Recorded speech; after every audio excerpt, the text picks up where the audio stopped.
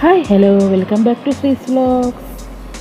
അപ്പോൾ ഇന്ന് നമ്മൾ ഉണ്ടാക്കാൻ പോകുന്നത് ഇടിച്ചക്ക തോരനാണ് കേട്ടോ.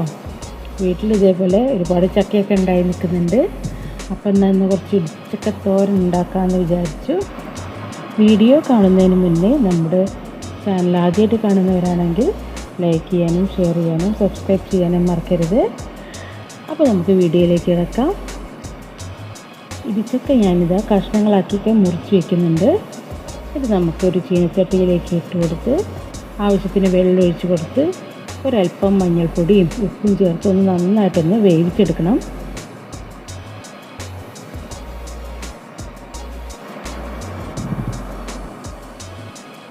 കഷ്ണങ്ങളൊക്കെ നന്നായി വെന്ത് വരുമ്പോഴേക്കും നമുക്കതിലേക്ക് തേങ്ങ ചതച്ചിട്ട് കൊടുക്കണം.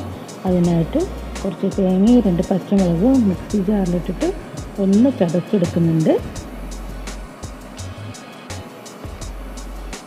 അപ്പോഴേക്കും നമ്മുടെ ചക്കയൊക്കെ വെന്ത് വന്നിട്ടുണ്ട്. ഞാനത് ചെറിയ കഷ്ണങ്ങളൊക്കെ ആക്കി മുറിച്ച് വെച്ചിട്ടുണ്ട്. ഇനി നമുക്ക് ചീനച്ചട്ടി അടുപ്പത്ത് വെച്ച് വെളിച്ചെണ്ണ ഒഴിച്ച് കൊടുത്ത് കടുകും കറിവേപ്പിലയും ഇട്ട് കൊടുക്കുക.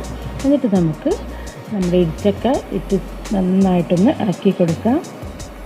എന്നിട്ട് അതിലേക്ക് നമ്മൾ ചതച്ച് വെച്ചിട്ടുള്ള തേങ്ങയും പച്ചമുളകൊക്കെ ചേർത്ത് കൊടുക്കാം. നമ്മുടെ ഇടിച്ചക്കത്തോരൻ റെഡി ആയിട്ടുണ്ട്. വളരെ എളുപ്പമാണ് ഉണ്ടാക്കാൻ. എല്ലാവരും ഒന്ന് ഉണ്ടാക്കി നോക്കുക. എന്നിട്ട് ഫീഡ്ബാക്കൊക്കെ ഞങ്ങളെ അറിയിക്കുക. ഇനി പുതിയൊരു വീഡിയോ ആയിട്ട് കാണാം. ബൈ.